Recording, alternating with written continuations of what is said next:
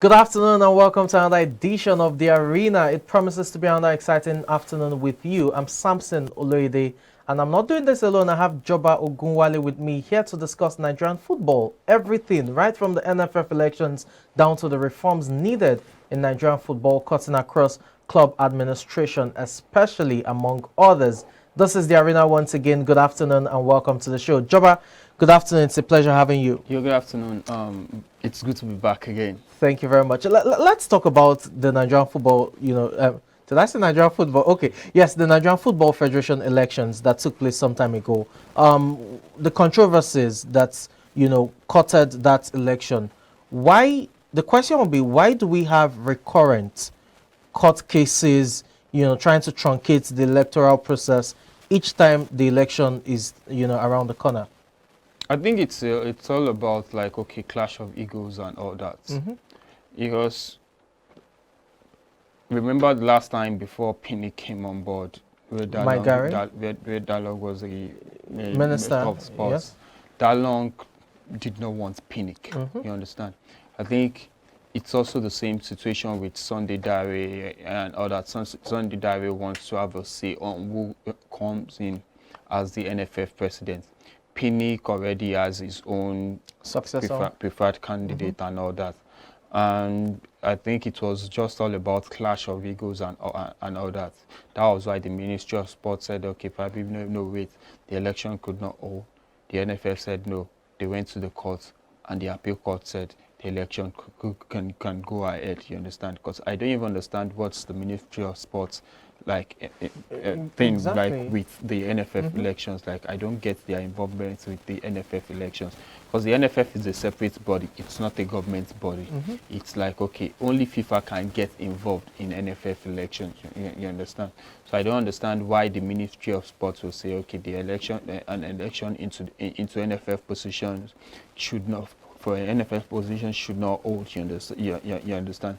So I think it's just all about clash of egos. Well, that also will tell you that, even the NFF is an illegal body. It's not recognized. What you have is the Nigerian Football Association. Remember the NFA Act of 2004, which, stipulates that the NFA, well, NFF now, is under, the Ministry of Youth and Sports Development as some sort of, body to be supervised by the ministry. So that explains, sometimes the government's interference. But it's not like they can interfere with the elections itself. Exactly. You understand? Because the NFF still gets like their budgets from the Ministry of Sports. You understand? Even though they are trying to go independent right now. You understand?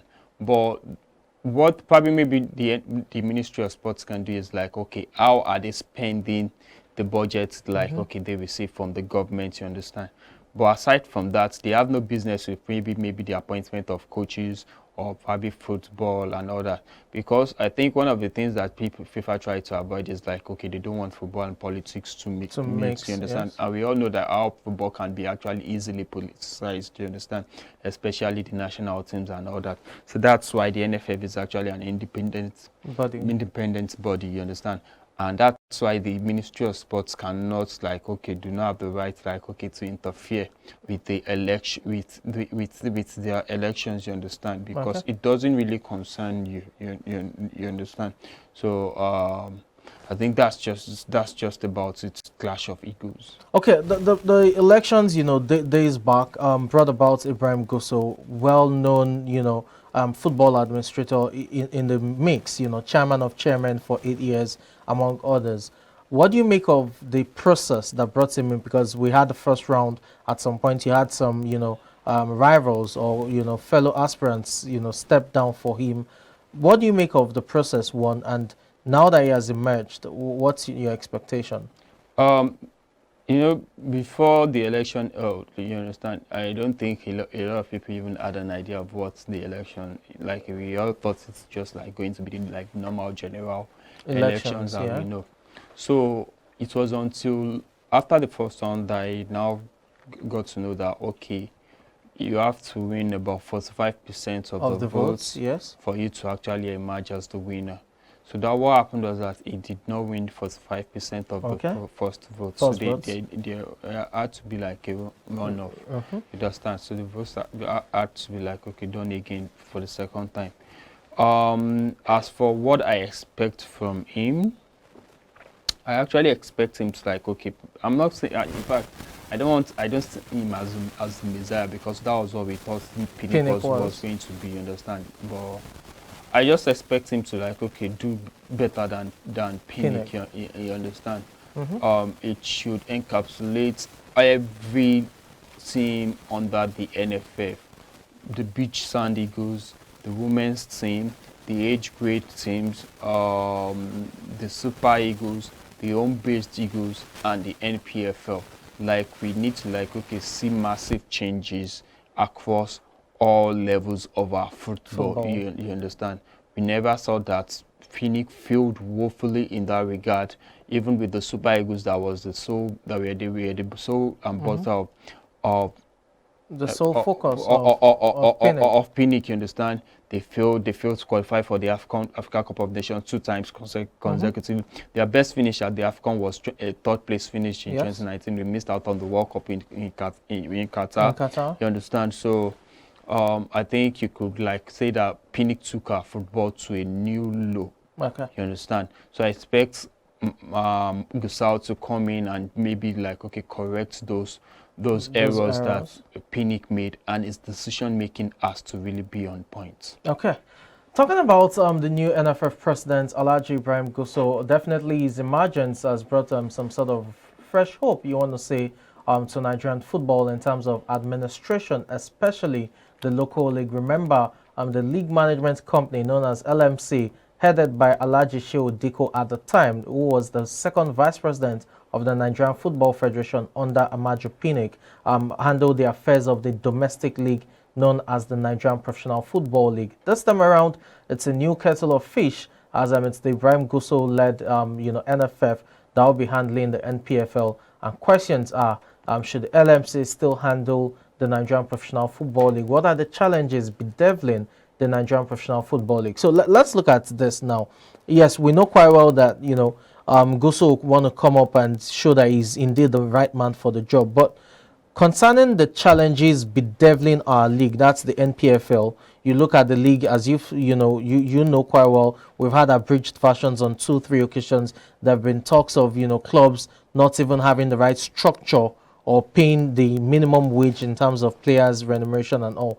How do you expect the Ibrahim Gusau-led NFF administration to address some of these issues?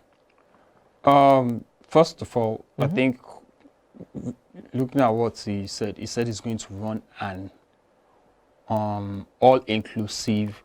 Yes. You understand? So I think if he stays true to his word, I think that's a good way to start. You understand? And as for the home-based thing, league and all that, first of all, I would like to see like developmental trainings for our coaches. Okay. The quality of our football is really poor.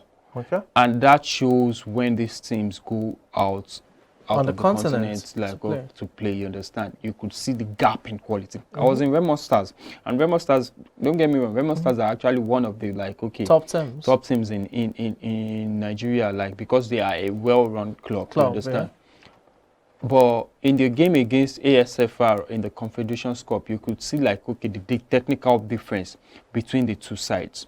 And when you see these things, it's most of the time, while I understand that players are actually like, okay, 90% responsible for what happens on the pitch. The 10% from the coach is actually really like massive. It is really valuable, and it can probably be it's what separates like, okay, probably a well-even team. You understand? It's just what separates them. So I would like to see them invest massively in training coaches. You understand? We've not really had one in years. Yes. You understand? Also, I would like to see like, okay, the welfare of the players taken seriously. Okay. You understand? We can't be going on and on where probably maybe players are being old, players are not being taken care of. You understand? And also I would also like to see like, okay, stronger, stricter punishments for teams that actually like flout the rules and regulations, like in terms of crowd trouble, crowd violence, because you need to understand that the Nigerian Professional Football League, NPFL, is a product, and you can't market that product without like, okay, making sure that, okay, it is something valuable that people will want to come and see. You understand? Like, I don't want to like, okay, go to a match center where I'm not really sure if I'm actually safe or not. You understand? So they need to start treating the NPFL like a product, invest in training, in the training of these coaches, like, okay, do away with violence, like ensure that clubs are actually punished properly, clubs are actually that flout the rules. You understand? So a whole lot of things that they can do, like, okay, make sure that the welfare of players is actually something like, okay.